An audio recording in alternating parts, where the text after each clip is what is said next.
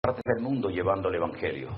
Nosotros que tenemos un idioma en común, que es uno de los idiomas más hablados del mundo después del chino y probablemente también del inglés, tenemos una Biblia que nos une, porque cuando la leemos en el idioma materno, en el idioma que hemos aprendido prácticamente desde nuestra infancia. Y siempre le estaremos tremendamente agradecidos a aquellos hombres que jugándose la vida y en algunos casos dieron su vida para que nosotros tuviéramos en el día de hoy la palabra de Dios en nuestro idioma. Hoy en día es normal que en cualquier casa de cualquier creyente puedan haber 2, 3, 4, 5 o más Biblias, ¿verdad? Si ustedes, por ejemplo, observan los devocionales, y creo que aquí hay alguna gente que ve los devocionales, siempre verán a mis espaldas, en la parte más arriba de la estantería, un montón de Biblias, ¿verdad? Y es que es normal tener hoy en día Biblias en nuestras casas, diferentes versiones, diferentes tamaños, ¿verdad? Y hay tantas que uno ya no sabe ni cuál comprar, que si la Biblia de la plenitud, la Biblia del varón, la Biblia de la mujer, la Biblia de este, la Biblia del otro. Y es una bendición el poder tener la palabra de Dios en nuestras manos, en nuestro propio idioma. Pero antaño, no hace mucho tiempo, era un delito, era condenado bajo pena de muerte. Y muchos hermanos nuestros dieron su vida para que pudiéramos tener la palabra de Dios en nuestro propio idioma. Y no tuviéramos que recurrir a sueños, ni a visiones, ni a mí me parece, yo siento, yo creo, sino ¿qué es lo que dice nuestro Dios? Leyendo la palabra de Dios, vamos a descubrir la esencia de Dios. ¿Cómo es? ¿Qué siente? ¿Qué quiere? ¿Qué le molesta? ¿Qué le agrada? La primera letra de la Biblia que aparece en el libro del Génesis, en hebreo, es una letra que se llama la letra Bet, que es una letra que significa casa. Es una letra que son 4 preposiciones. No se puede traducir las 4 preposiciones al mismo tiempo. Casidoro la reina tuvo que escoger una, en, pero podía ser entre, o otra más, ¿verdad? Y la última letra de lo que conocemos como la ley, que es el libro de Deuteronomio, que se ha leído esta tarde una pequeña porción, es la letra Lamed. Si ustedes juntan esa primera letra del Génesis y la última letra del libro de Deuteronomio, juntamos o hacemos la palabra Lev. ¿Y saben lo que significa Lev? Corazón. Cuando usted lee la palabra de Dios, usted se mete y descubre el corazón de su Dios. No hay nada peor que conocer poco de nuestro Dios y de su palabra. Por eso el énfasis prioritario que le damos a la gente que se ha convertido en este tiempo es que desarrollen su comunión diaria y personal con el Señor. A través de su palabra usted puede conocer las intenciones del corazón de Dios. Y hay muchos ejemplos, no voy a hablar de esto en esta tarde, esto es simplemente una pequeña introducción. Cuando tengan que irse me avisan, porque yo cuando empiezo tengo un problema y es que no sé cuándo terminar. Pero como tengo 8 horas de diferencia, me imagino que estoy en España y juego con un margen de 8 horas, ¿no? Así que discúlpenme si me extiendo demasiado. Pero tenemos casos en la Biblia de personas que nunca leyeron la Biblia. Nunca. No fueron nunca a un culto, no tuvieron un pastor, no iban a la escuela dominical de niños, nunca fueron a ningún campamento cristiano. Pero ellos conocían la esencia de Dios. Por ejemplo, tenemos al joven José. Yo veo que hay jóvenes en esta tarde aquí. Y fíjense que cuando José fue vendido por sus propios hermanos y apareció y dio con sus huesos en Egipto y posteriormente en la cárcel, él nunca había leído la Biblia, no se había escrito ni una letra de la Biblia. Todavía a Moisés faltaban cientos de años para que naciera. Pero cuando a él lo compra un señor llamado Potifar, ¿se acuerdan? Es curioso, ¿no? Para los hermanos era un peligro, para Potifar era una bendición. Qué cosas tan extrañas a veces aparecen en la vida, ¿verdad? Pues dice la Biblia que la esposa de Potifar se enamoró de él y quería mantener relaciones con él. Y entonces él le dijo, ¿cómo voy yo a pecar contra mi Dios? ¿Cómo sabía él que eso era pecado? ¿Dónde estaba escrito? No estaba escrito en ninguna parte, pero él tenía comunión y relación con el Señor. Y cuando tú tienes comunión y relación con el Señor, tú conoces el corazón de tu Dios, ¿sí o no? Él no necesitaba leer la Biblia. Cuando el Señor le dijo a Abraham, sal de tu tierra y de tu parentela, él no dijo, ¿me habré inventado esta voz? ¿Será producto de mi imaginación? No le voy a hacer caso a esta voz. Él sabía que era Dios el que lo estaba llamando. Y lo dejó todo, dice la Biblia, sin saber a dónde iba. Tiempo más tarde, cuando tiene un hijo, la Biblia dice que el Señor le pide en sacrificio a su hijo. Y él podía haber dicho, Señor, ¿me lo prometiste? ¿Me lo diste? Y ahora me lo pides en sacrificio. No puede ser la voz de Dios. Dios nunca le ha pedido a nadie el sacrificio de un hijo. Pero él no cuestionó a Dios. Él caminó 3 días sin parar desde Beersheba, al sur de Israel, hasta Jerusalén, el monte Moriah, para sacrificar a su hijo. Porque él sabía que el Dios que lo había llamado de Ur de los Caldeos para ir a la tierra prometida, era el mismo Dios que ahora le estaba pidiendo a su hijo que lo sacrificara sobre un altar en el monte Moriah. ¿Cómo lo sabía? Por la comunión, por la relación que tenía con el Señor. Por eso, hermanos queridos, si algo tenemos que mantener y desarrollar hoy en día más que nunca, es nuestra comunión y nuestra relación con el Señor, porque es lo único que nos va a mantener firmes en estos tiempos difíciles y peligrosos en los cuales nos ha tocado vivir. ¿Amén, hermanos? Amén. Pablo le decía a Timoteo, ocúpate en la lectura. Ocúpate en la lectura. Y fíjate que estando en la cárcel, él le decía, tráeme los libros, tráeme los pergaminos, sabiendo que está a punto de morir y de entregar su vida por Cristo. Él todavía tenía anhelos de prepararse, de instruirse, de tener material para poder seguir preparándose como siervo del Señor. No hay nada peor que un cristiano ignorante. Por eso pasa lo que pasa.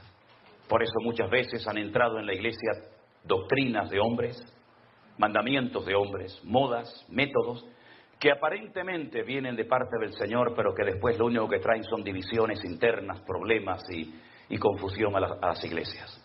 Por eso, escudriñar las Escrituras, porque ellas son las que dan testimonio de nuestro Señor Jesucristo. Amén, hermano. Bueno, vamos a leer la palabra del Señor en esta tarde. No sé si la han traído, si no, no se preocupen. Yo quisiera leerles en esta tarde una historia muy bonita, una historia muy interesante de un hombre que se encuentra en el Evangelio de Lucas, capítulo 19. Evangelio según San Lucas, por favor, el capítulo 19, a partir del versículo 1 en adelante. Es la famosa y hermosa historia de Jesús y Zaqueo.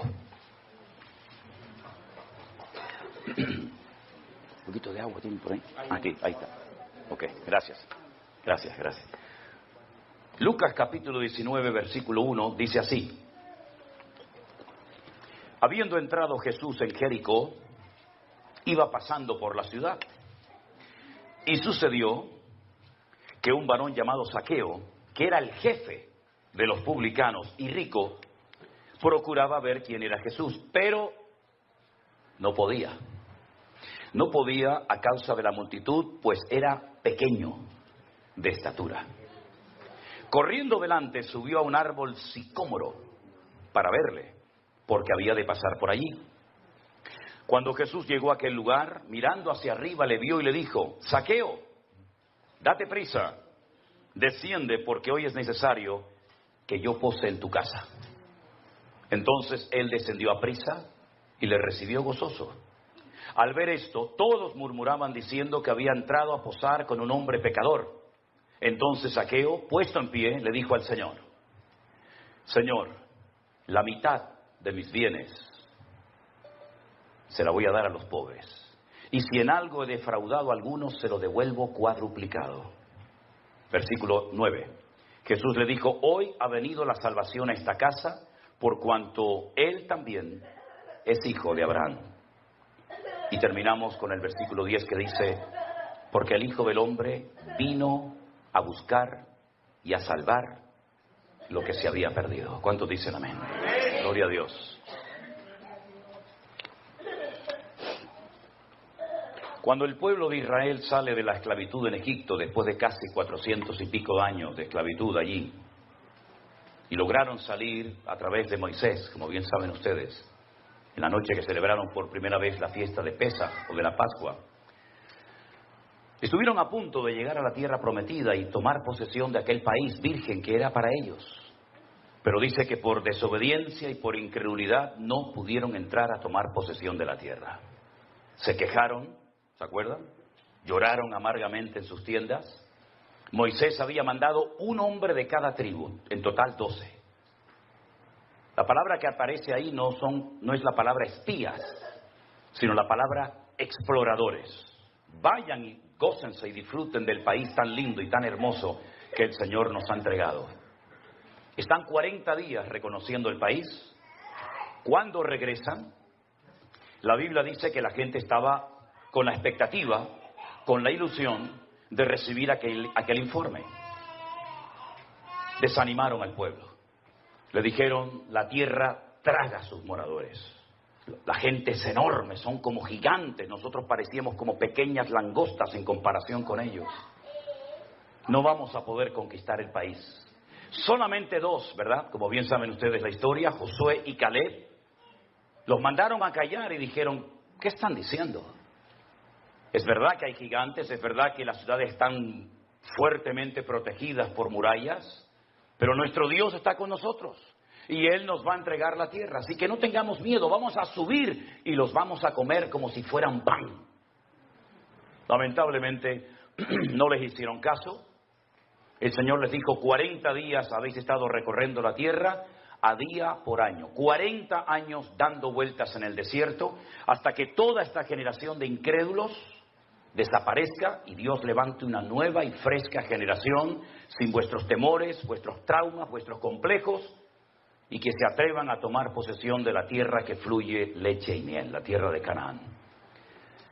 Pasaron 40 años, murieron miles de hombres en el desierto y después vuelven otra vez a la frontera de la tierra prometida, ahí la tienen enfrente y entonces Josué toma una decisión. En esta ocasión no manda exploradores, en esta ocasión manda 2 espías. 2 espías que tienen que pasar desapercibidos. 2 espías que no van a cara descubierta para que todo el mundo los conozca y los vea. Tienen que pasar desapercibidos para que traigan un informe a Josué de cómo es la ciudad de Jericó.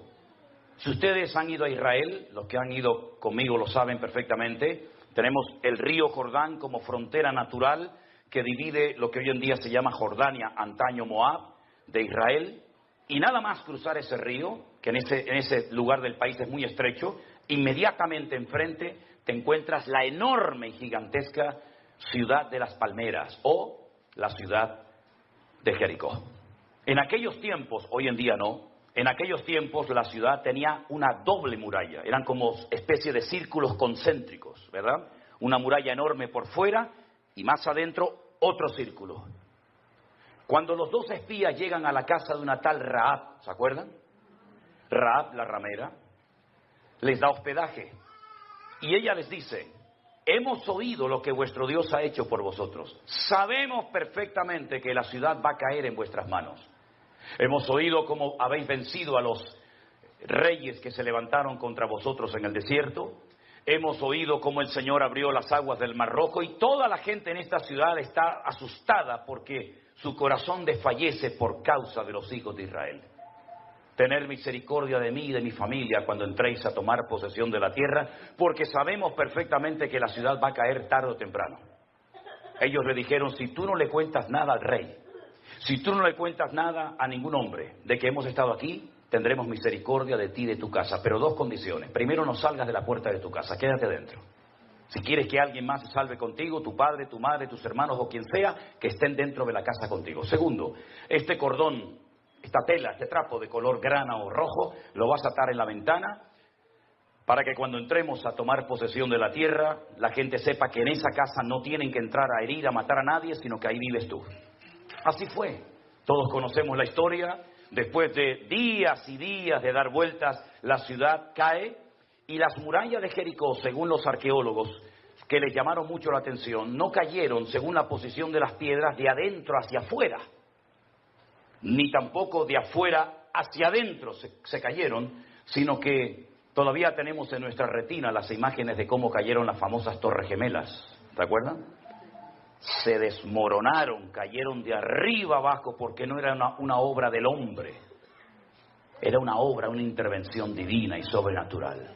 Las piedras se desplomaron sobre sí mismas y todas las murallas cayeron excepto la casa de Rahab la ramera, que dice el libro del Génesis que ella vivía, su casa estaba entre un muro y el otro muro, en medio ella vivía, Toda la ciudad se desmoronó, pero su casa permaneció, porque la Biblia declara y dice: caerán a tu lado 1000 y 10.000 a tu diestra, mas tú no caerás, por cuanto has puesto tu confianza en el Señor tu Dios. Eso fue lo que pasó. Aleluya. Tremendo, tremendo. Esa ciudad cayó. Fue la primera conquista importante de la tierra prometida, y de ahí en adelante fueron tomando posesión de la tierra hasta llegar hasta la frontera, hasta el norte, que le tocó en posesión a la tribu de Dan. De ahí que se diga desde Dan, ¿verdad? Desde Dan hasta Berseba, desde el norte hasta el sur. En esta ciudad, que fue conquistada no por una estrategia humana, no por un método humano, sino por la voluntad y el poder de Dios, es donde el Señor Jesucristo se encuentra ahora. Este pasaje de Lucas capítulo 19 acontece en la ciudad de Jericó.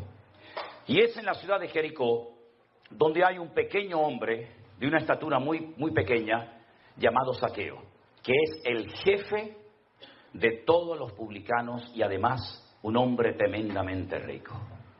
Los publicanos en aquella época eran personas odiadas. Nadie quería tener contacto y comunión con los publicanos. Ellos no eran romanos. Los publicanos no eran extranjeros, por lo menos en Israel. Eran judíos que se pasaron al bando del contrario, al bando del enemigo, y se encargaban de recaudar los impuestos para el enemigo, y al mismo tiempo se llenaban los bolsillos. Y por eso se enriquecían de una manera injusta. Este es el jefe de todos ellos. Uno de los peores insultos que se te podía decir en aquella época a un hombre era llamarte publicano, que es lo mismo que traidor.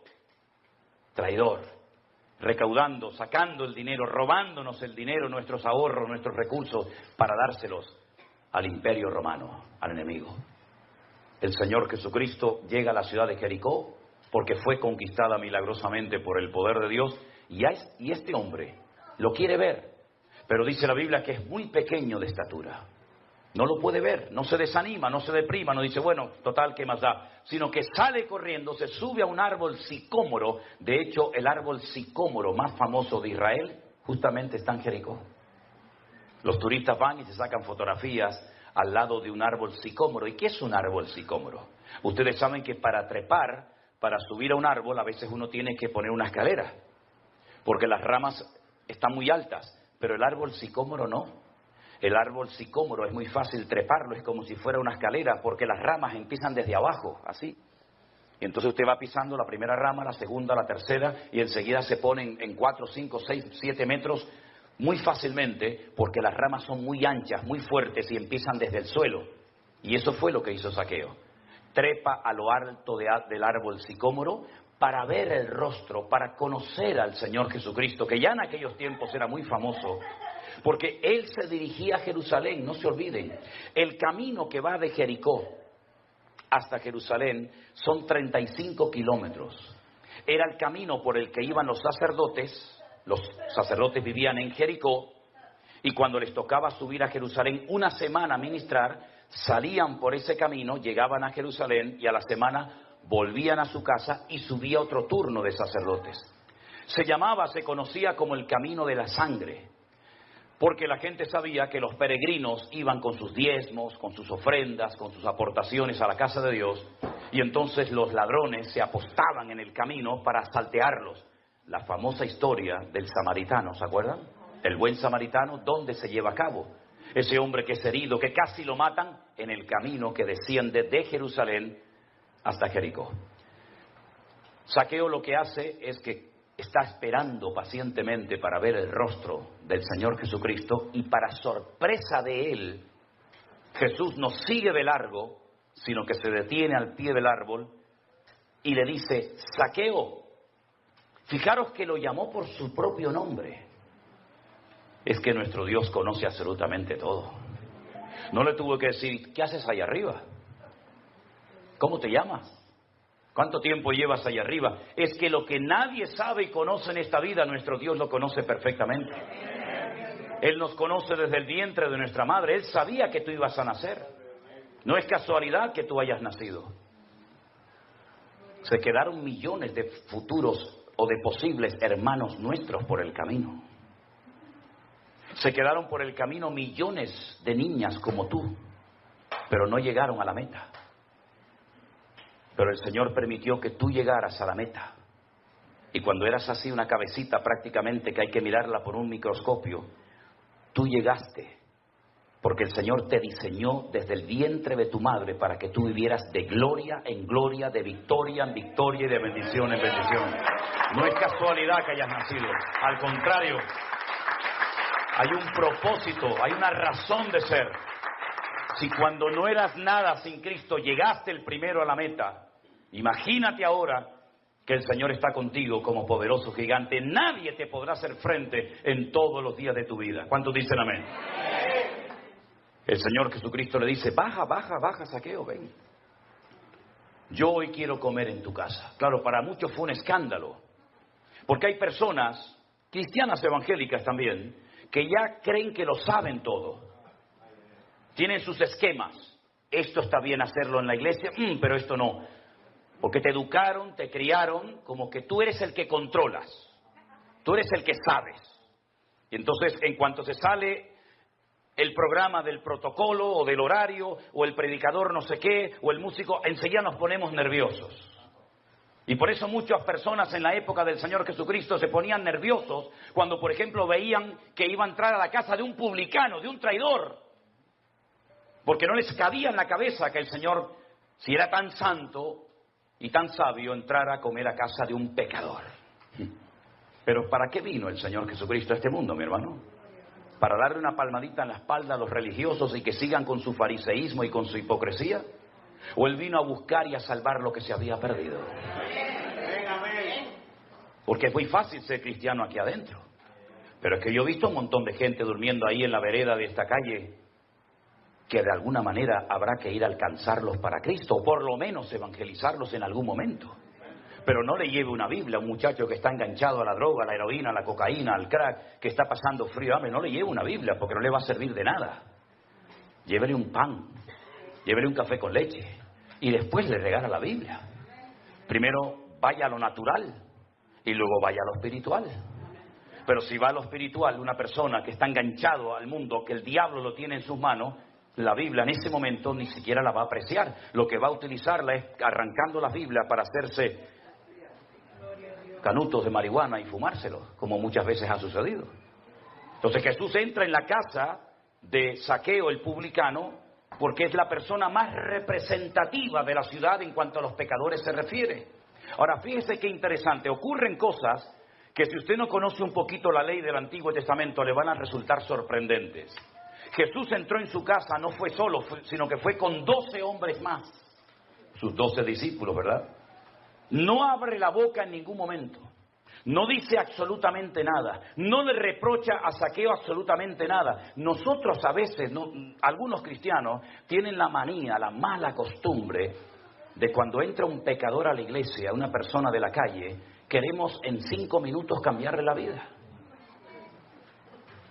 Y no lo bautizamos ahí mismo porque no hay posibilidad, si no hasta lo harían. Que si huele mal, que si lleva una virgen o un crucifijo colgado en el cuello, que si va en sandalias o descalzo. Tranquilos, la obra no la vas a hacer tú. La obra la va a hacer el Señor. Porque si la haces tú, la obra va a durar lo que dura el culto. Pero si la obra la hace el Señor, va a durar por la eternidad. Entonces,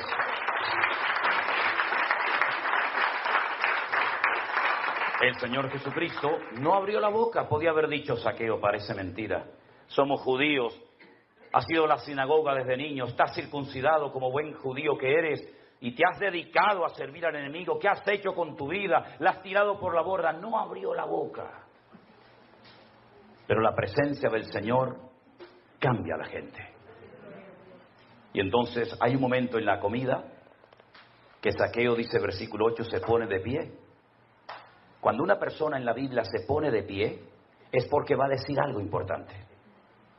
Era la forma de la época. No había micrófono, no había megafonía. Entonces un hombre o una mujer se ponía de pie y todo el mundo guardaba silencio, porque algo importante va a decir. Él se pone en pie y dice: Señor. Lo llama Señor. En hebreo hay 2 palabras para la palabra Señor. Una es la palabra Baal. Sí, Baal. la del ídolo. Sí, Baal. Baal significa Señor, lo que sería el Señor en minúscula para nosotros. ¿Me explico? En hebreo no existen mayúsculas y minúsculas. Baal es Señor, por eso dice que Sara llamaba a Abraham mi Señor. Baalí. Pero la otra palabra que solamente se emplea para el Señor Dios Todopoderoso es la palabra Adonai o Adoní, que es mi Señor. Y si usted lee el Nuevo Testamento en la versión hebrea, dice Adoní, mi Señor, no Baal, sino Adoní, lo está reconociendo como el Señor. Luego ya empezamos bien. Le llama Señor, lo reconoce como el Señor, lo reconoce como el Creador, lo reconoce como el amo de su vida, y entonces añade la siguiente expresión: Señor, la mitad de mis bienes se la voy a dar a los pobres, la mitad. Imagínate tú, saca cuenta de todo lo que tienes, y dice, bueno, tengo $1.000.000 en cosas. La mayoría de ustedes tienen eso, ¿no? La mitad, $500.000 se lo voy a dar a los pobres, pero es que no te lo van a devolver.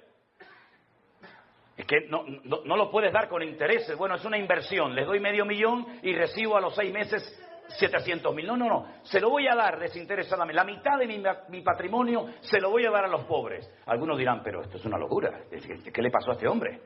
Es que cuando Cristo entra en un hogar, uno hace locuras para el Señor.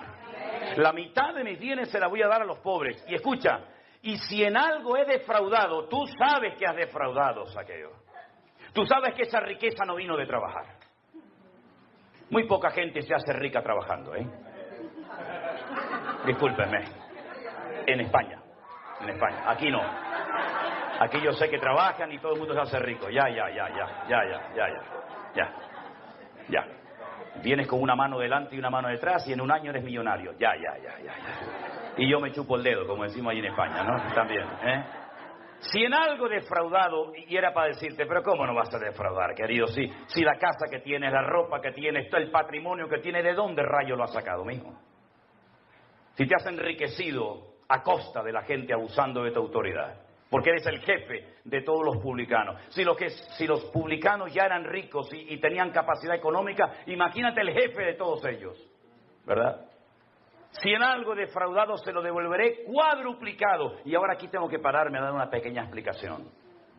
La ley de Moisés, la ley que el Señor le dio al pueblo de Israel en el monte Sinaí, dentro de los 613 mandamientos que tienen, 613, hay uno que decía que cuando una persona robaba algo, no era suficiente con pedirte perdón, no era suficiente con devolverte lo que te he robado. El Señor va mucho más allá y dice, pides perdón, devuelves lo que has robado y le das 4 veces más de lo que has robado. Tienes que demostrar que estás arrepentido. Porque si usted a mí, hermano, me ha robado, y usted viene a mí y me dice, pastor, hermano, hermana, discúlpeme, quiero pedirle perdón porque el otro día le robé. Yo digo, sí, yo te perdono, pero dame lo que me robaste. Cristianos sí, pero tontos no. No te pases. Me robaste el otro día esto, me lo das. Yo te perdono siempre, pero no te pases un pelo conmigo. Me devuelves. Y en el cristianismo, Santas Pascuas. En el judaísmo no. En el judaísmo me devuelves, me pides perdón y me das 4 veces más. Es decir, que si el otro día fuiste al campo y te gustó una vaca que yo tenía allí en el campo, me la devuelves y me das 4 más. Y tú dices, pero ¿esto quién lo hace? El que verdaderamente está arrepentido. Es lo que decía Juan el Bautista. ¿Se quieren bautizar? Claro, porque ahora todo el mundo lo hace, es la moda. Haced frutos dignos de arrepentimiento. Demostradme que estáis arrepentidos. No es suficiente con decir, por mi culpa, por mi grandísima culpa, yo pecador me confieso. No, eso ya no vale, eso era antes. Ahora tienes que demostrar que usted está arrepentido. Me das lo mío, me pides perdón y me das 4 veces más. Por eso David robó una mujer y 4 de sus hijos los perdió. ¿Lo entienden? El que roba, 4 veces más. Ay, amigo, esto es serio, ¿eh? Es que el cristianismo es para hombres, no es para mequetrefes. No es para... ¿verdad? No, esto es un esfuerzo que con la ayuda del Señor lo podremos hacer, solos no.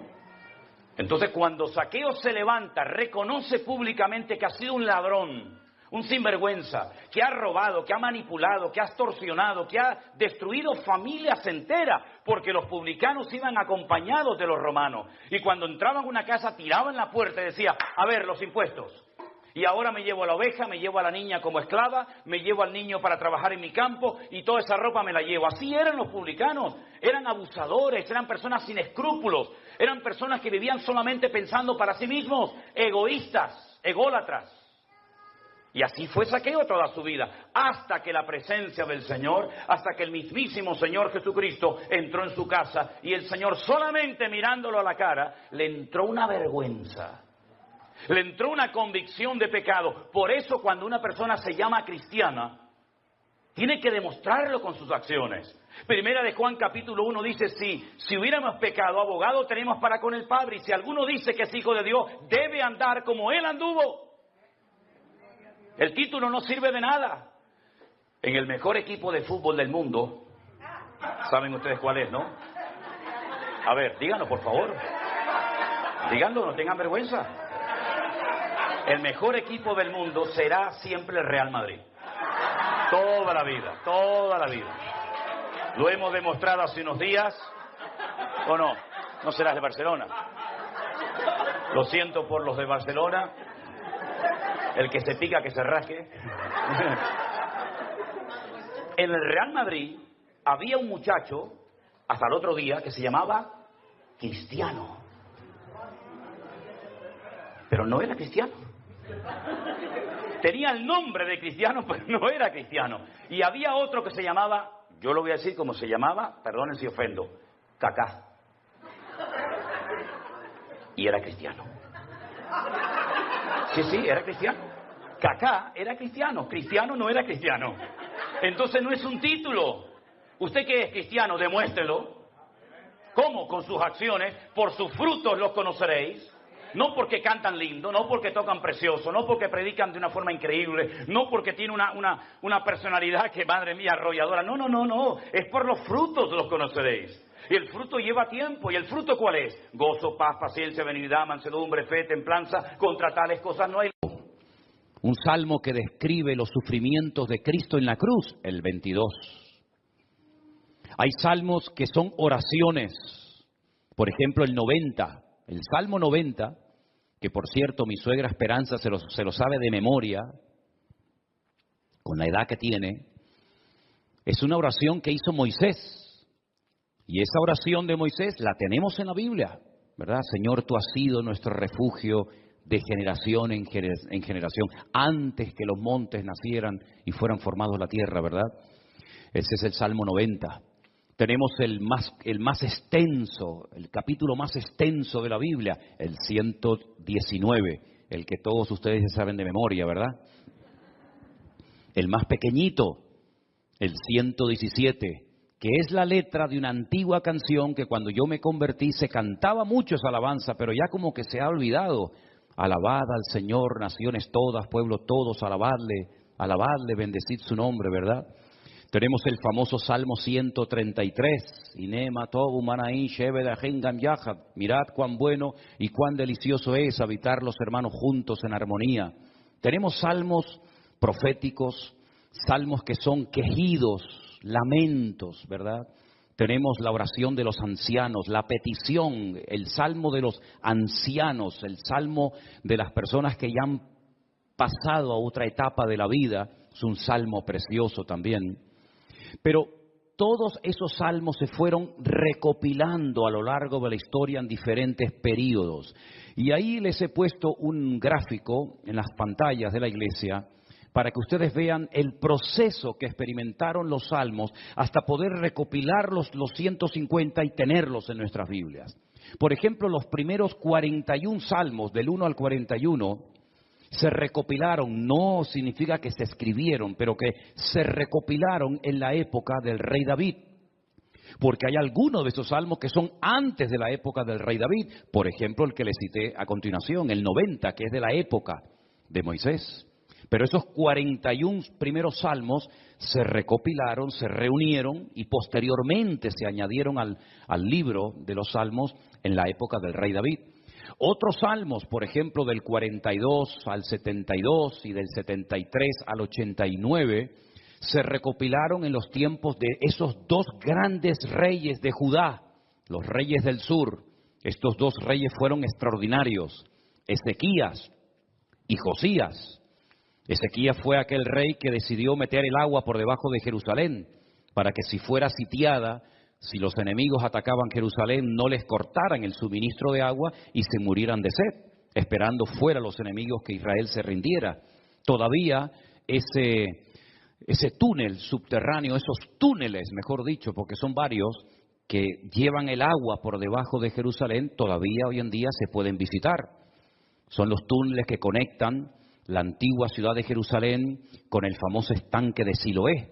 Y uno de ellos todavía recoge agua de lluvia y se puede pasar por él, incluso mojándose, el otro no.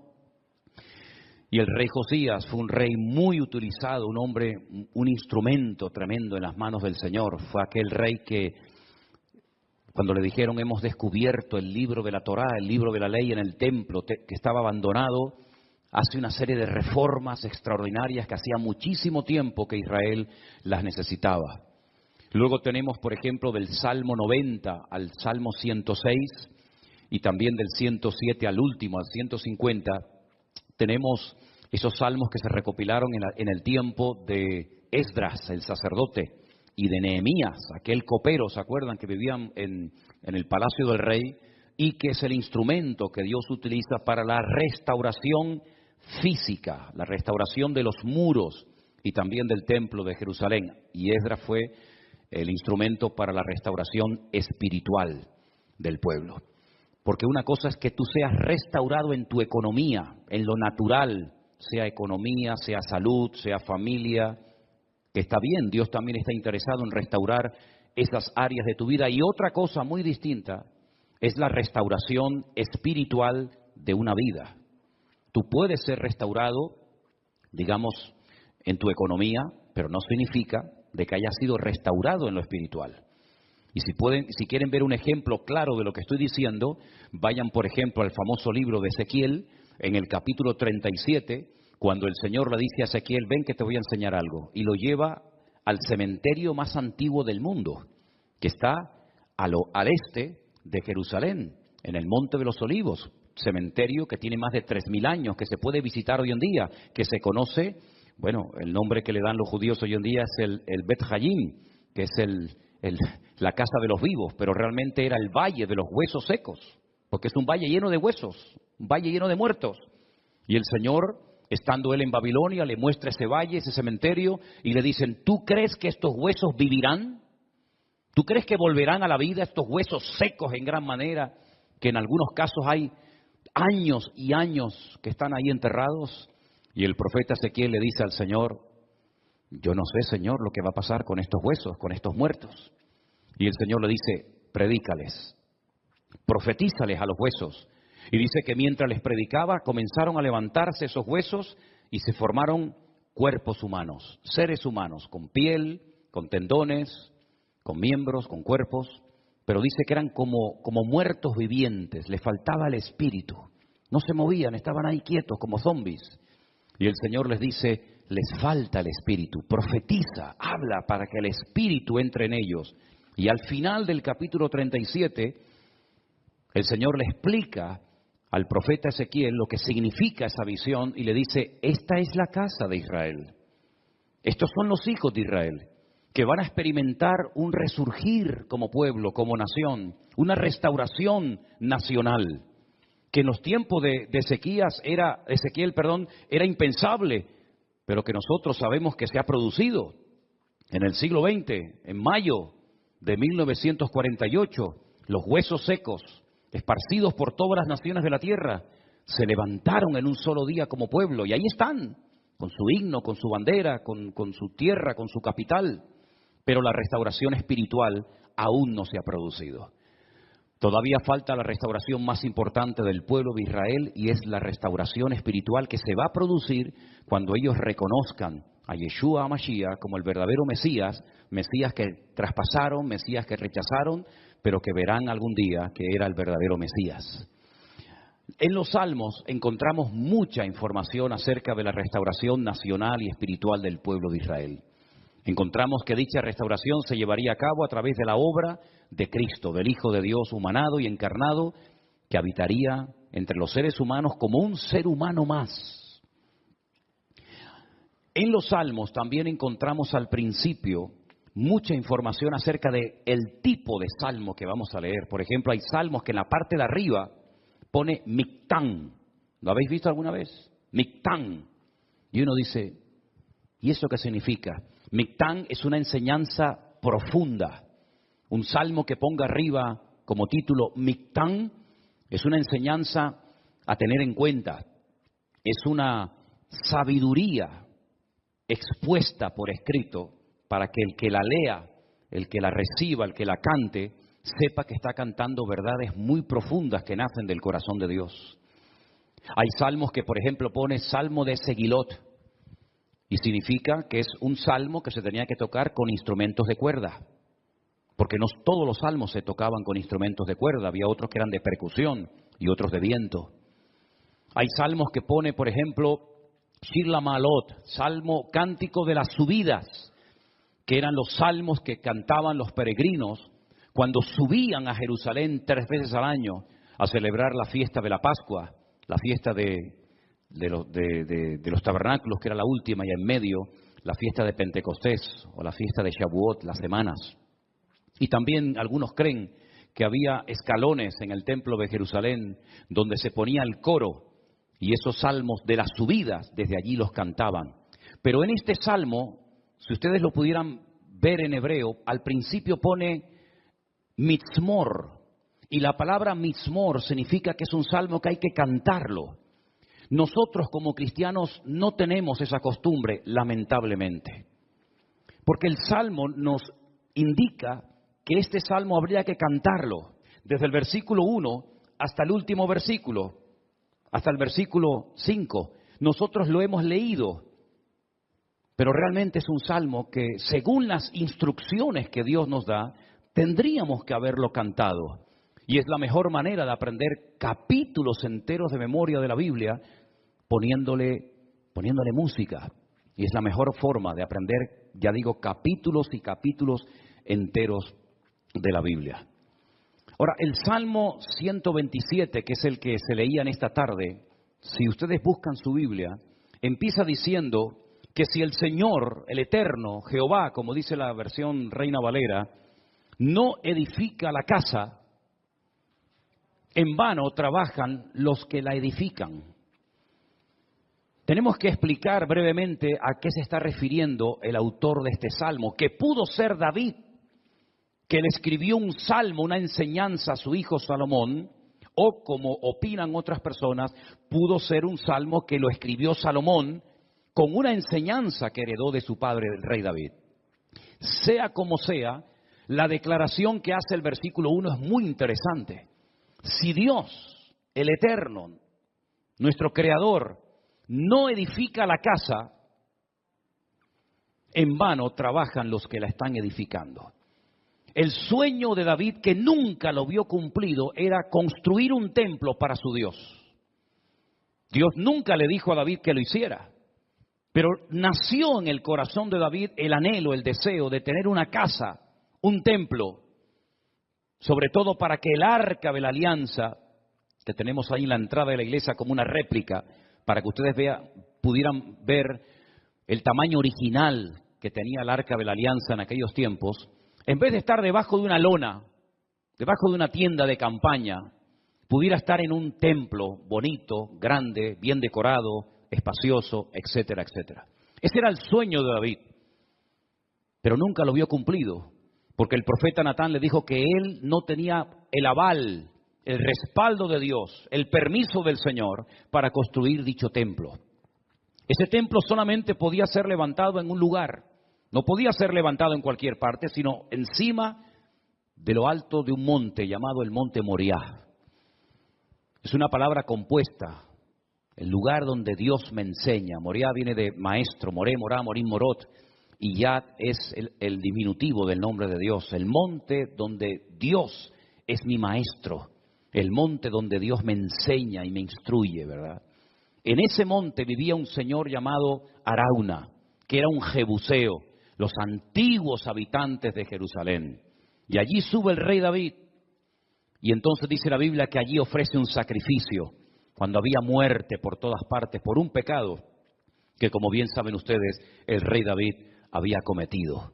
Allí él presenta un sacrificio en el mismo monte y en el mismo lugar donde tiempo atrás el famoso patriarca Abraham, el amigo de Dios, había subido con su hijo Isaac para sacrificarlo sobre un altar, pero el Señor lo detuvo y le dijo, no lo hagas. Todavía ese altar, esa roca enorme que es tan grande como esta plataforma o más, todavía está allí. Y los judíos consideran que desde allí fue donde Dios creó el mundo, el ombligo, el centro geográfico de la tierra bíblica. Pues en ese lugar Salomón, su hijo, iba a construir el primer templo de la historia para Dios.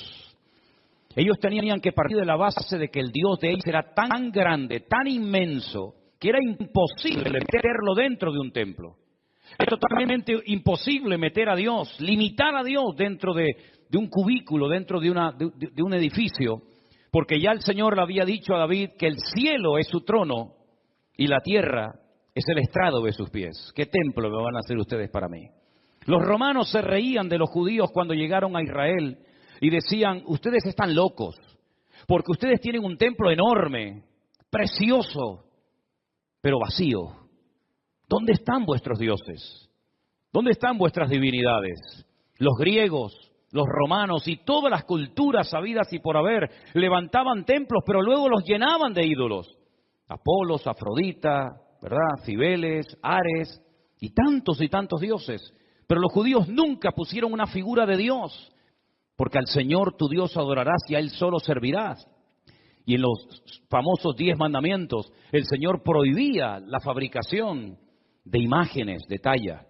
Por lo tanto, era un templo vacío, pero en lo más recóndito, en lo más oculto del templo, estaba un lugar que nosotros lo llamamos el lugar santísimo, donde estaba el arca de la alianza. Y Salomón iba a poder construir ese templo con la ayuda de miles y miles de personas. Y podía estar tranquilo de que nadie le iba a atacar, porque su padre había estado durante años sometiendo a todas las naciones vecinas para que su hijo en tiempos de paz y de prosperidad pudiera construir el templo de Jerusalén. Lo tenía todo. El padre le dio los planos. El padre le escribió 77 letras de canciones que las tenemos en la Biblia, los famosos salmos de David, para que pudieran cantar. Inventó instrumentos musicales, le dio oro, piedras preciosas, madera, plata, bronce, lo tenía absolutamente todo. Y además Salomón hizo un pacto con el faraón, que eran expertos en aquella época en la fabricación de megaestructuras, porque los judíos nunca habían hecho un edificio tan grande, y mucho menos para Dios. Cómo levantar aquellas piedras, subirlas a aquel monte, colocarlas una encima de la otra, aquellas columnas, más de 70 columnas exactamente, de una pieza, cómo iban a levantarlas, ponerlas a nivel para que aquella casa no se cayera. El templo no tenía arcos, como lo inventaron los romanos, por eso los arcos le han permitido a las fabricaciones y a la arquitectura romana permanecer hasta el día de hoy, pero eran columnas y era muy difícil poner aquello en pie.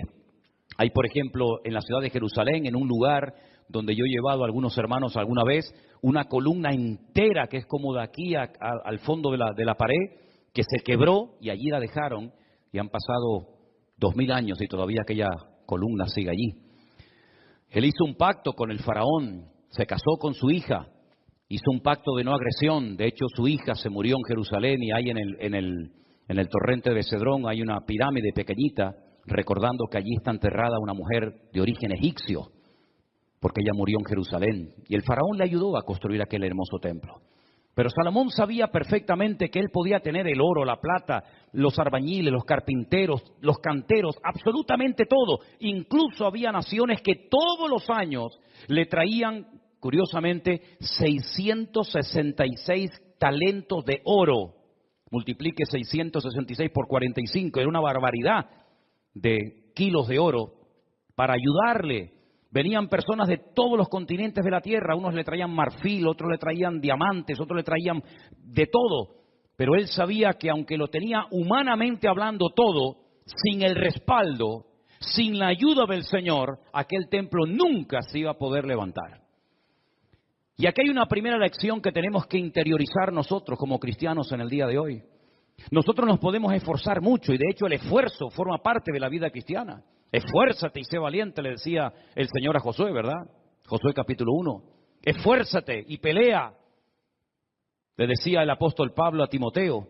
Pero por mucho que nos esforcemos, por mucho que trabajemos, por mucho que madruguemos o por mucho que trasnochemos, sin el respaldo, sin el favor de Dios, todo lo que hagamos no sirve absolutamente para nada. ¿Cuántos dicen amén?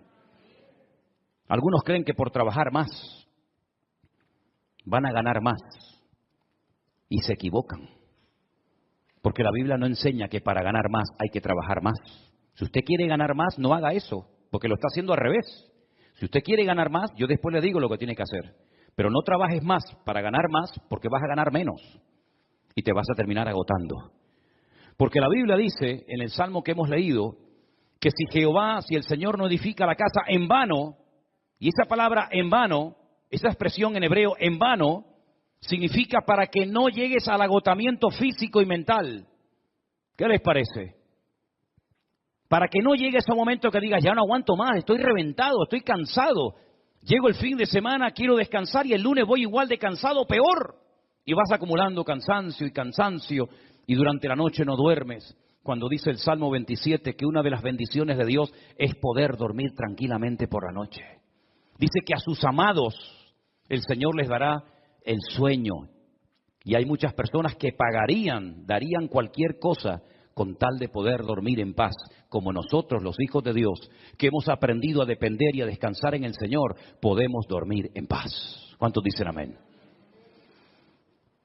No sé por qué nos han hecho últimamente a Elena y a mí una pregunta, me la hacen de vez en cuando, por internet, por WhatsApp, por correos, incluso hasta en persona. ¿Ustedes están durmiendo bien? Y preguntamos, ¿y por qué nos hacen esa pregunta? Sino porque con todo lo que tienen, todo el jaleo de atender gente de aquí y llamar, ¿ustedes duermen bien? Y la respuesta de Elena siempre es la misma, dormimos perfectamente. Porque nosotros hemos aprendido a descansar y a depender únicamente del Señor. No entramos en estrés, ni en nervios, ni en agobio. No perdemos la paz absolutamente por nada. ¿Por qué? Porque la obra no depende de nosotros. La obra depende del dueño, de la cabeza. Y el dueño y la cabeza es nuestro Señor Jesucristo. Me da mucha pena, mucha lástima cuando veo a cristianos agobiados, cargados, estresados, con la tensión disparada. Perdonen si alguien se siente aludido, yo es que no le he tomado la atención nunca a ninguno de ustedes, por eso hablo desde la libertad, porque claro, va a decir, ¿y este hombre cómo sabe que tengo ya tensión alta? No, yo no sé nada, pero el Señor lo sabe todo. Pastillas para poder dormir, claro, después pastillas para despertarte. Agobiado, estresado, que no llego a fin de mes, que no pago el colegio de los niños, que los libros, que esto, que lo otro. Y yo he cumplido recientemente 60 años. No me da ninguna vergüenza decirlo, al contrario, estamos orgullosísimos de los 60 años que tenemos. Y de esos 60 años, que parecen mucho, pero a la hora de la verdad no son tantos, de esos 60 años, 40 los he dedicado a servir única y exclusivamente al Señor. Es decir, no me he dedicado en otra cosa los últimos 40 años de mi vida más que a servir al Señor. Con iglesias pequeñas, con iglesias grandes, con escasez, con abundancia, con mucha gente, con poca gente o con ninguna gente. Y en estos últimos 40 años, si algo hemos aprendido, sobre todo en este último año, es que Dios es galardonador de los que le buscan. Y cuando más difícil estaba todo, y cuando humanamente hablando era imposible que esto siguiera adelante, el Señor sin manos nos dio una cachetada de amor, mostrándonos y enseñándonos que Él es el que edifica su casa y su obra, y no nosotros. A mí me llama mucho la atención que este verbo, edificar, es exactamente el mismo que emplea el Señor Jesucristo cuando hace referencia a lo que Él iba a hacer. Edificaré mi iglesia. Su padre, en Génesis capítulo 1, nunca empleó el verbo baná o boné, que es construir, sino el verbo bará, que se parece, pero no tiene nada que ver una cosa con otra. Bará es un verbo que solamente aparece en la obra creadora de Dios. Cuando dice la Biblia que en el principio creó, ese verbo creó es bará y significa crear de la nada. Este púlpito está hecho de un material llamado metacrilato. Lo mandamos a hacer hace 20 años. El que lo hizo, porque este no se ha perdido ningún culto desde que estamos aquí, Este ha estado todos los cultos, todas las reuniones de jóvenes, todos los cultos de jueves, todos los cultos de domingo. Este que está aquí, o esto que está aquí, ha estado siempre aquí. Pero el que lo hizo, no lo creó, lo hizo utilizando una materia prima, metacrilato. Y el púlpito que tenemos en la iglesia del Puerto de la Cruz es de madera. Y alguien lo hizo, no lo creó, utilizando la materia prima de la madera. Pero el verbo bará en Génesis capítulo 1 es crear de la nada. ¿Y cómo Dios creó sin utilizar materia prima? Sin utilizar tierra, sin utilizar piedra, sin utilizar madera, con el poder de su palabra. Dijo Dios, sea la luz, y fue la luz. Y dijo Dios, y todo lo que Dios decía se materializaba por el poder de su palabra. Pero curiosamente el Hijo, cuando viene a este mundo hace 2000 años, Él no dijo, crearé mi iglesia de la nada. No dijo eso, sino dijo, edificaré. Y si juntamos, y tenéis memoria para recordar esto, el Salmo 127 dice Salomón, si Dios no edifica esta casa, en vano estamos trabajando nosotros aquí. Estamos perdiendo el tiempo, nos estamos desgastando, vamos a llegar a la extenuación, al agotamiento, si Dios no respalda esta obra. Porque Él sabía que esta obra no dependía de sus obreros, de su sabiduría, que era mucha y la tenía, de su dinero, que era mucho y lo tenía. Él sabía que aquella casa no era una casa particular, no era una sinagoga, no era un colegio, era la casa de Dios. Y la casa de Dios solamente se podía utilizar esa palabra, esa expresión, para hacer referencia al templo. Yo sé que hay gente que dice, hermanos, bienvenidos a la casa de Dios. Está mal dicho eso. Porque esto no es la casa de Dios. Esto es un local donde se reúne la iglesia, pero esto no es la casa de Dios. Dios no vive aquí. Si esto fuera la casa de Dios, yo no me voy de aquí ni a palos. ¿Cómo me voy a ir de aquí si mi Dios vive aquí? ¿A dónde me voy a ir? Nos tendríamos que venir a vivir aquí.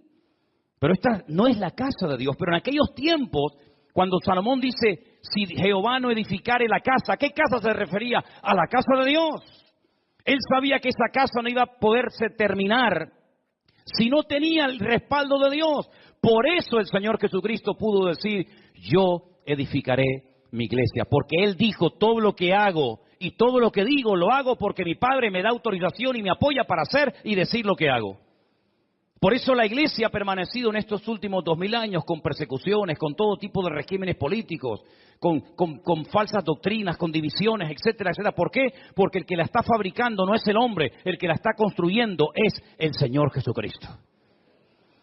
Y nosotros somos piedras vivas en ese edificio, pero la piedra angular, la que soporta todo el peso, es nuestro Señor Jesucristo. La piedra que desecharon los edificadores ha venido a ser la cabeza del ángulo. Bendito sea Dios. Piná, Rosh Piná. Eso es, Rosh Piná. Hay un pueblo en Israel muy bonito que se llama Rosh Piná, que significa la cabeza del ángulo. Pero este salmo, ¿sabes? Te da una calma, te da una paz impresionante, porque no tienes que estar dependiendo de tu esfuerzo personal, sino del respaldo de Dios. Y yo le hacía esta mañana a los hermanos del Puerto de la Cruz 2 preguntas que se las voy a hacer ahora a ustedes. ¿Dios está respaldando lo que estás haciendo? Piensa bien, Todos no vamos a ser pastores, todos no van a ser predicadores, evidentemente. Pero todos y cada uno de ustedes, de nosotros, nos dedicaremos en la vida a algo. Pero mi pregunta es, ¿a eso a lo que hoy por hoy te estás dedicando, tú notas en tu vida el favor de Dios, el respaldo de Dios? Si la respuesta es sí, yo siento que en mi profesión, en mi carrera, en mis estudios, en mi trabajo, Yo siento y noto que el respaldo, que la bendición de Dios está conmigo. Gloria a Dios, no sabes cuánto me alegro, hermano. Pero si la respuesta es no, entonces ¿por qué lo estás haciendo? Si sabes que Dios no te ha mandado a hacer lo que estás haciendo, ¿cómo te atreves a hacerlo? Porque la segunda pregunta que les iba a hacer es, ¿por qué estás haciendo lo que estás haciendo? ¿Para ganar un sueldo? Es decir, ¿tú sabes que no estás haciendo lo que Dios quiere? Esa no es la voluntad perfecta de Dios para tu vida, pero igualmente lo haces porque a final de mes un señor te pone un sobre con un dinero para poder cubrir tus necesidades. ¿Así es como tú te has montado tu vida cristiana? ¿Te ves haciendo lo que estás haciendo tus próximos 10 años, 20 años de tu vida? ¿Ese es el futuro de tu vida? ¿Dedicarte a lo que estás haciendo? Si es la voluntad de Dios, gloria a Dios, sigue adelante. Pero como la vida es tan corta y cuando te des cuenta pasó, ¿cómo hay creyentes que se han dedicado toda la vida a hacer lo que saben que no era la voluntad de Dios perfecta para ellos, pero al fin y al cabo lo hacían para al final de mes recibir un sobrecito con un hueso que te daba un señor que le sobraba de todo, que a veces no te pagaba lo que tú merecías por haber trabajado tanto, pero dependías de él hasta para poder poner un poco de gasolina a tu coche o hacer una compra en un supermercado? Para eso murió el Hijo de Dios en una cruz, para que viviéramos como la gente del mundo, sin marcar una diferencia y sin demostrarle al mundo que Dios nos enseñó a nosotros en su palabra un estilo de vida diferente. Yo te voy a confesar algo que probablemente es la primera vez en mi vida que voy a decir en público. Yo no sé si en algún momento, en alguna iglesia, en alguna predicación, desde los 19 años que estoy sirviendo al Señor, yo he dicho alguna vez esto que voy a decir ahora. Esto sería como dicen en televisión, esto es una primicia. ¿Tú sabes cuál era la preocupación, la gran pregunta que yo tenía en el tercer año de escuela bíblica, de seminario, cuando yo estaba a punto de salir? ¿Sabes cuál era mi pregunta? ¿De qué voy a vivir? Porque yo no quería volver a la casa de mis padres. Porque yo le había dicho a mi padre que el Señor me había llamado. Y cuando él me preguntaba, ¿de qué vas a vivir? No había iglesias por ninguna parte. Hoy en día hay iglesias por todas partes. Pero en aquellos años, hace 40 años, no había iglesias prácticamente por ninguna parte. Eran contadas con los dedos de una mano las iglesias que, por ejemplo, había en Tenerife. Muchas de las iglesias que ustedes conocen o han visitado, o a lo mejor han estado, no existían. Las iglesias eran de 10, 15 personas, había muy poca gente, un culto de jóvenes con 5, 6 jóvenes, era un avivamiento. No había prácticamente nada y la pregunta que yo tenía en aquellos años era, ¿de qué voy a vivir? Porque no quiero volver otra vez a vivir en la casa de mis padres, porque sería entonces darle la razón al viejo de que me equivoqué y al fin y al cabo tengo que volver a vivir con ellos hasta para poder comprarme un par de zapatos. Pero casi la última semana de estudiar en aquella escuela bíblica en Las Palmas, en un piso allí cerca de las playas de las canteras, llegó un misionero, como eso ya les he contado en otras ocasiones, y me pidió que viniera aquí a Tenerife a echarle una mano en la obra. Y desde ese día, el 31 de mayo me gradué, mayo tiene, desde el 1 de junio de 1981, ¿qué día es hoy? ¿Cuál? 31 de octubre, fíjate. Desde el 1 de junio de 1981 hasta el 31 de octubre del 2021, yo no he hecho otra cosa en mi vida más que servir al Señor. Me pude casar, pudimos viajar, hemos fundado iglesias en algunos lugares y estamos disfrutando de la obra del Señor como nunca jamás en la vida habíamos soñado. Sabemos lo que es estar sentado en una cama con una libreta, con una calculadora, sacando los gastos del mes y diciendo, no llegamos, no llegamos, no llegamos. Pero también sabemos lo que es, el Señor es mi pastor y nada me faltará. Hemos aprendido a vivir en escasez como no te imaginas. Y hemos aprendido a vivir en abundancia, hemos aprendido a dormir en cualquier lugar, porque el Señor nos ha mostrado de que cuando una persona es capaz de hacer un mínimo gesto por el Señor respalda y bendice la vida de esa persona. Y tengo un temor tremendo en mi corazón por toda la manera como el Señor nos está bendiciendo y abriendo puertas en todas partes. Porque sabemos perfectamente que no es por nuestros méritos, no es por nuestros méritos. Quiero decirles que cuando muchos de ustedes vinieron a esta iglesia, nosotros ya hacía años que estábamos aquí. Hacía años que estábamos en este lugar. Y el Señor ha ido edificando poco a poco su obra. Y hoy en día podemos hablar para la gloria del Señor de miles y miles de personas que en todas partes del mundo, muchos de ellos han conocido al Señor Jesucristo como su Señor y Salvador personal en este último tiempo. Anoche tenía una reunión por Zoom con todos los hombres de la iglesia virtual del grupo número 2, gente con más de 80 años, dándole gracias al Señor porque en la recta final de su vida, como ellos mismos decían, han conocido el Evangelio del Señor Jesucristo y tienen un hambre por conocer más y más de la palabra que a mí realmente me deja sorprendido todo lo que el Señor está haciendo. Yo quiero decirles a todos y a cada uno de ustedes que yo también tuve tu edad y estuvimos dispuestos cuando éramos jóvenes, recién casados con 21 años, a pagar un precio. Y nos llamaron locos. Los pastores nos reunían de vez en cuando y nos decían, estáis locos.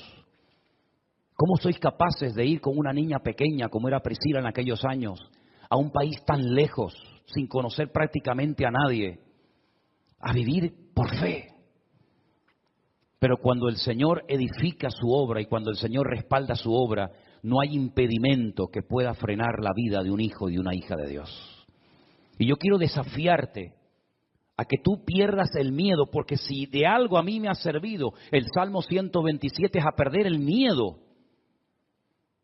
Si Anderson, que está conectado al liderazgo y a los coordinadores de la iglesia virtual número 1, les hablara acerca de lo que cuesta, del presupuesto enorme que cuesta el hacer todas las actividades, nos quedaríamos con la boca abierta. Pero el Señor ha suplido de una forma increíble, porque el Señor es galardonador de los que le buscan y cuando Él edifica la casa, no hay nada ni nadie que la pueda detener. Fíjate que en el Salmo 121, si te das cuenta, habla de la casa de Dios, es decir, lo principal, la obra de Dios, nada ni nadie la va a detener. Pero en segundo lugar, habla de la ciudad. Si Jehová no guardare la ciudad, en vano vela la guardia. Este versículo, cada vez que me tocaba a mí guardia en el ejército, y te daban todas las balas y la metralleta y el armamento para estar de guardia, yo siempre lo decía en alta voz, si el Señor no guardare la ciudad, en vano vela la guardia. Porque todo lo que hagamos, todo tu esfuerzo personal, y que conste, quiero dejar bien claro, por favor, hermano, que el Salmo 127 no es un salmo que apoya al perezoso, al vago, al negligente. No, no, al contrario. El esfuerzo forma parte de una vida cristiana normal, pero todo nuestro esfuerzo, nuestro sudor, nuestro trabajo no sirve de nada si el Señor no respalda lo que estamos haciendo para Él. Absolutamente de nada. Luego es un golpe al ego del hombre, porque la gloria no me la llevo yo. Yo he sido el que he edificado, como decía Salomón, Nabucodonosor, ¿se acuerdan? Yo fui el que levanté la gran Babilonia. Y al final tuvo 7 años viviendo en un monte como un animal para que el Señor pudiera arrancar de su corazón la arrogancia y el orgullo. Porque una persona arrogante, acomplejada u orgullosa no es digna de estar sirviendo al Señor. Una persona con orgullo, una persona que se le sube a la cabeza lo que tiene, lo que es o lo que hace, es una persona que no está capacitada para estar al frente de una obra. Por eso a mí me da alegría ver al hombre más sabio de la tierra, a uno de los hombres más ricos del mundo, como era Salomón, que cuando la reina de Saba vino y lo visitó, le dijo, lo que me contaron no es ni el 1% de lo que ven mis ojos. Que él reconozca que el éxito de aquella obra no estaba en él, sino estaba en su Dios. Y nosotros tenemos que aprender hoy más que nunca, que tenemos que aprender a depender de Dios. Y eso hay que enseñárselo a nuestros hijos, y hay que enseñárselo a los jóvenes de la iglesia, para que nos demos cuenta de que en estos tiempos donde la economía está en crisis, y donde el mundo irá, según la Biblia, de mal en peor, nosotros estemos preparados y sepamos adaptarnos a las circunstancias y no perder la paz ni el equilibrio, porque el Señor es nuestro Dios y estará con nosotros todos los días hasta el fin del mundo. Madrugar y trasnochar sin el respaldo de Dios no sirve